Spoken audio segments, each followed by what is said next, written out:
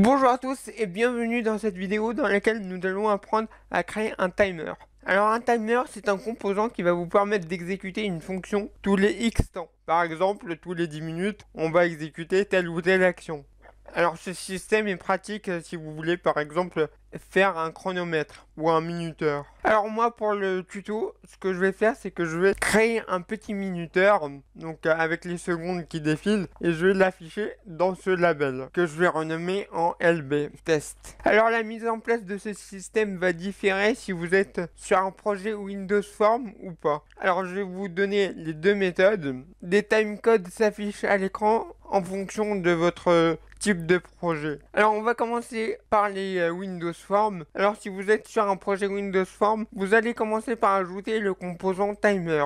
Pour cela, vous allez taper ici timer et vous allez ajouter le composant timer. On va aller dans ses propriétés. Comme vous pouvez le voir, il n'y a pas beaucoup de propriétés. On va renommer le timer. On va l'appeler timer test. Voilà, comme ça. Alors, les deux propriétés les plus importantes de ce composant, ce sont enabled et intervalle. Surtout intervalle. Alors, intervalle, c'est le temps en millisecondes entre chaque exécution de votre fonction. Donc vous avez une fonction, vous voulez par exemple qu'elle s'exécute tous les 1 seconde, et bien ici vous allez mettre 1000. Pourquoi 1000? Parce que comme je l'ai dit c'est en millisecondes et que 1 seconde c'est 1000 millisecondes. Donc si vous mettez 1000 ici, en fait votre action, votre fonction va s'exécuter tous les 1 seconde. Alors la propriété enabled va vous permettre d'activer ou de désactiver votre timer. Si votre timer est désactivé, rien ne va se passer. Par contre, si vous passez la propriété à trop, et dans ce cas-là, votre timer va s'activer au lancement de votre logiciel. Voilà. Sachant que cette propriété, vous pouvez bien entendu l'activer ou la désactiver dans le code. On va retourner dans les propriétés du timer et on va cliquer sur le petit éclair ici pour accéder aux événements. Alors comme vous pouvez le voir, il n'y a qu'un seul événement et c'est l'événement click. Donc on va créer cet événement. Donc vous double-cliquez sur l'événement. Et comme vous pouvez le voir, on a une méthode qui va s'activer tous les X millisecondes. Alors moi, je l'ai programmé pour qu'il s'active toutes les 1000 millisecondes, donc toutes les secondes. Maintenant, on va faire la même chose pour ceux qui sont sur un projet qui n'est pas Windows Form. Vous êtes en mode console ou autre chose, WPF. Alors la première chose à faire, c'est d'aller ajouter une référence. Donc vous allez faire clic droit sur référence, ajouter une référence. Vous allez cliquer sur Assembly ici et vous allez chercher Form. Donc on va aller ajouter le namespace qui va s'appeler system.windows.form. Donc vous le cochez et vous appuyez sur OK. Ensuite on va aller dans une classe, donc là où vous voulez implémenter votre système et on va ajouter le namespace system.windows.form. Donc moi je l'ai déjà, mais si vous ne l'avez pas, vous ne l'aurez pas c'est sûr. Donc vous l'ajoutez. Ensuite, on va créer une variable de type timer qu'on va appeler timer test. Et dans le constructeur, alors vous pouvez le faire où vous voulez, mais vous adaptez en fonction de votre projet. Moi, je vais le faire dans le constructeur. Et dans le constructeur, on va tout simplement initialiser notre timer. Donc timer test égale à new timer.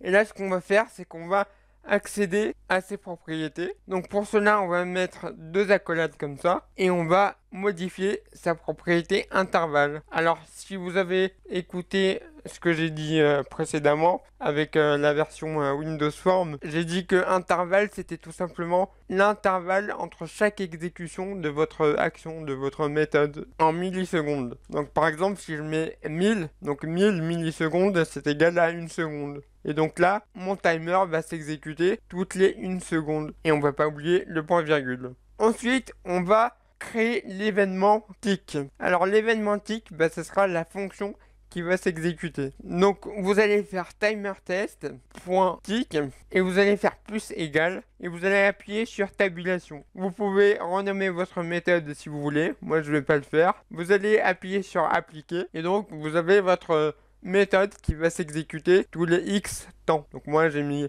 1000 millisecondes, donc tous les secondes. Voilà. Alors cette ligne-là, pour ceux qui se poseraient la question, c'est comme si vous créez un événement quand vous double-cliquez sur un composant. Ou alors quand vous allez sur le petit éclair ici et que vous double-cliquez sur l'événement clic par exemple. Donc voilà. Donc là on l'a fait dynamiquement avec le code. Alors pour pouvoir réellement activer le timer, on va ajouter une dernière ligne qui est timerTest.start. Voilà, donc timerTest.start, ça va activer le timer. Et vous avez bien entendu le contraire, donc timerTest.stop, donc pour stopper le timer. Donc voilà, donc à partir de maintenant, que vous soyez sur un projet Windows Form ou pas, vous devriez avoir la même configuration. Donc un timer qui est configuré sur un intervalle que vous avez choisi avec une méthode qui est reliée à l'événement tick de votre timer. Donc voilà, donc cette méthode là va s'exécuter tous les X temps. Donc moi je l'ai réglé pour que la méthode s'exécute tous les 1 seconde. Voilà. Maintenant ce qu'on va faire, c'est qu'on va tout simplement afficher les secondes qui défilent dans notre label ici. Donc j'ai mis 0 ici pour commencer à 0 secondes. Voilà. Et ce qu'on va faire, c'est qu'on va créer une variable de type int qui va compter les secondes. Donc je vais l'appeler currentTime et je vais l'initialiser à 0. Et dans notre méthode, on va incrémenter currentTime. Donc on va faire currentTime plus plus. Alors ça veut dire qu'on va faire currentTime égale à currentTime plus 1. Et à la ligne d'en dessous, on va mettre à jour notre label. Donc on va faire 10.lbtest.text égale à currentTime et on va la transformer en chaîne de caractères, donc on va faire .toString. Et donc si on exécute, on a bien notre timer qui défile. Donc j'espère que la vidéo vous a plu. N'hésitez pas à mettre un j'aime, des commentaires, à partager la vidéo, ça me ferait extrêmement plaisir. Et sur ce, je vous dis à la prochaine. Allez, ciao.